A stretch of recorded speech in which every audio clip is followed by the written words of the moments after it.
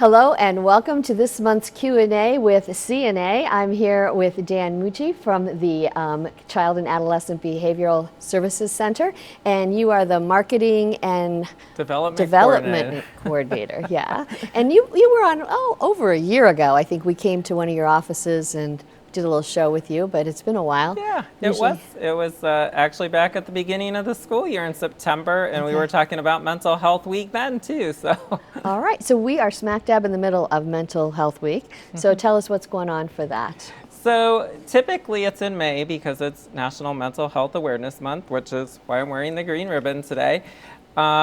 But last year, because of the pandemic, of course, we couldn't do it in May. So when school resumed, many of the schools were like, we need some tips for the kids, some positive tips. So we actually adjusted our schedule and moved it to September. Well, this year, it's back in May. And one of the new things we added this year was 21 student mental health champions. So initially we started out with 8 school districts our first year, and we're now up to 12 partner school districts. And so each of those school districts picked out a kid or two to talk about mental health, and we created videos. So one of the things we created was a unity video with each of the kids saying a line or two. And then we also asked them some questions about self-care and how did they get through the pandemic? Like, what were some of the tips they used that helped them get through it? And so what we all know is kids speaking to kids resonates a little bit more than mom and dad, the teacher, the principal, or the adults in our life. For sure. So the fact that we have kids willing to talk about mental health now in a positive light with everything that's happened during the pandemic is really amazing. And these kids have done a great job. Some of them have even created radio public service announcements for us. And it's just really refreshing to see that kids are opening up and talking about this topic. Okay, so let's go back to this video. So the Unity video caught the attention of Channel 3 in Cleveland, and so they, as we speak, are doing a story about it. Tell us a little bit about that. That had to be really exciting. Yeah, so it was really exciting for us, and I don't know how much anybody watches Channel 3. I just kind of watch it in the morning. Holly Strano is really a strong proponent of mental health, and so when we created this video and we saw how it came out, and how well the kids spoke and were energetic and really just, again, for positive mental health for their fellow students, we submitted it to Channel 3 and it really caught their attention, and they were thrilled to do a piece about it because there's probably not another agency or group of school districts that are coming together to do this. And I really think it says a lot about our superintendents, our principals. We were not even allowed in the schools. So the schools actually, a principal or somebody taped the students for us, really worked with us to get this done. And so they did a great job. And so when the week is over, we will impact 42,000 elementary, intermediate, middle, and high school students. Wow. So the week is growing. There's something for every kid during this week.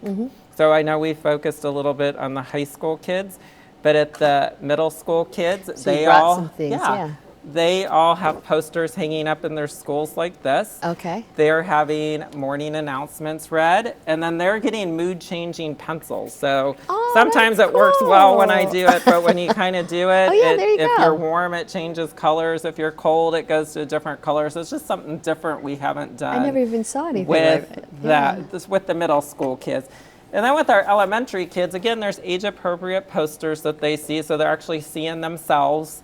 They're doing some morning announcements, and then they actually get one Post-it note, and they write a positive affirmation on that note. And then that note is either hung in the classroom, it can be put in their book bag, kept on their desk. It's just somewhere reminding them of something positive that they wrote and they did, and to keep a positive attitude when we all know everybody's going to have a challenge in their life or a bad day, as you said. So. Okay. All right. So I keep jumping back to this video. So when you stay tuned to our show, at the very end, you're going to get to see the video as well. So that's pretty exciting. Yeah. Okay. So another event that's going on is you're starting a duck derby. Yes. So We are doing our first annual Duck Derby this year, and it's all virtual, of course, like everything still is. And we are going to do it on the west bank, or the west branch, I should say, of the Nimishillen Creek. Okay. And so people can adopt a duck, and then on May 20th at noon, we're going to release the ducks into the creek, and they will float down, and if your duck crosses the line, you win $500. Oh, and then we have a second place prize is $250, third place is I think 100, and then the last place, so everybody can still win. The last person gets a gift card to like a pizza place or something. That's a really cool idea, because a lot of people give up after the winner, right? right? Yeah. But now you have to stay tuned because, yeah.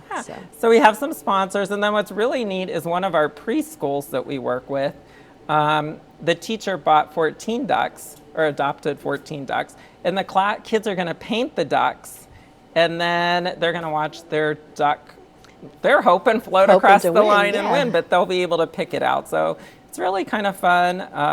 Obviously, the weather lately has been for the ducks because of all the rain we've had. But we're hoping to grow it, and then next year actually have it in person where the kids could actually come and watch it, and it's family. So this will be your staff that does it. Yeah. Yeah. So yeah, the staff's releasing it all. We're catching it all. We're gonna stream it live on Facebook so people can tune in during their lunch. Hopefully it's a nice day. Go out, sit at a picnic table, or if you're still working from home, sit on your patio and watch your duck hopefully float across the finish line. Or come in last, whichever. Or come in last, yeah, whatever. It's not 1, 2, or 3. I'll take last. All right, so anything else going on? We have one more prop we didn't talk about yet. So at the end of this week, we are partnering with Q92, who is one of our sponsors this week. So I should mention that AltCare has been a fantastic sponsor all 3 years. So is Stark Mar, which is Stark Health, Mental and Addiction Recovery. And then Q92 jumped on board this year. So they do a sobriety day every year, and this year it's at Lake High School. And so we're going to partner with them. And so some of the activities that the kids can do is they can put water in one of these jars and put a sticker on it, and then put glitter in it. So when you shake the jar up, obviously things get fuzzy. And we all know, as we mentioned earlier, there's challenges in life, so everything doesn't always go our way. But if you step away and allow the glitter to go to the bottom of the jar, things become a little bit more clear, and you can work your way through it. So it's kind of stepping back for a minute, analyzing the situation or walking away, and then seeing your solution. The other fun thing our intern, Brenna Walker, who's a Mount Union student, created was a giant Jenga set. So on the Jenga set, there's different mental health sayings. And so obviously if you play Jenga, when you pull the block out, you hope that everything stays where it's supposed to. And so there's positive messages on there to remind the kids. And obviously if the blocks fall, your foundation's a little shaky. If you're doing all the right things and can keep building your tower and your foundation, it's going to continue to be strong. And so where is this Jenga set? So where is it right now? It's in our office, but we'll put it on a card table and build it up. So one of our staff members actually had the set that they play at different family functions and loaned it to us. And so we actually played it in the office and tested it out. It was really kind of fun, and we actually had it going for like 15 minutes until it just fell down. So we think the kids will have fun with both of those exercises and be engaged and really see how mental health all fits together. Right, very, very good demonstrations. Okay, anything else then that we need to mention today? Not today. Thank you so much for having us over. Sure, every month it's always something new and different and interesting, and you guys are always busy. Yes. So, working to keep Stark County healthier, right? Yep. All right. Well, thank you, Dan, for being with us today. Thank you again for having me. And again, stay tuned, because right after this, you're going to see the Unity video that was created. Thanks for watching.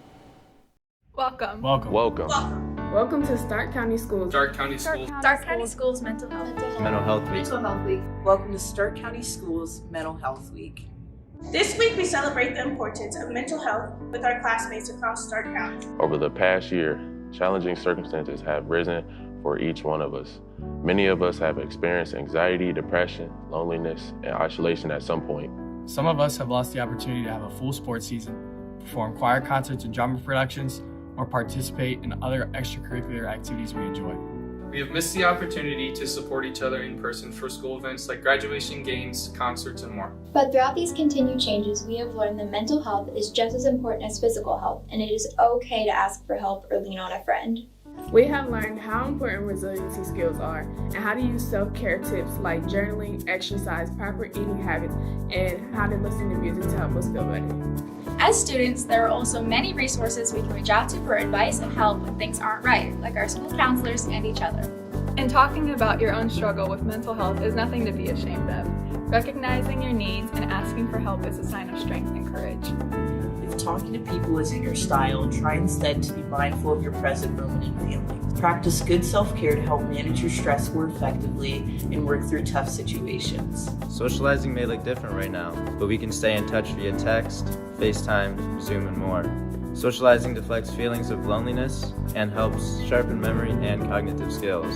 Each of us will continue to have struggles here and there, but if we stand together, we will be stronger. If we lean on our friends and realize that each one of us matters, we can live healthier and happier lives. Happy Mental Health Week from Glen Oak. From Sandy Valley. From Masson City Schools. From Arlington. From Alliance High School. From Canton South High School. From Jackson High School. From Newburgh High School. From Tuslaw. From McKinley High School. Happy Mental Health Week.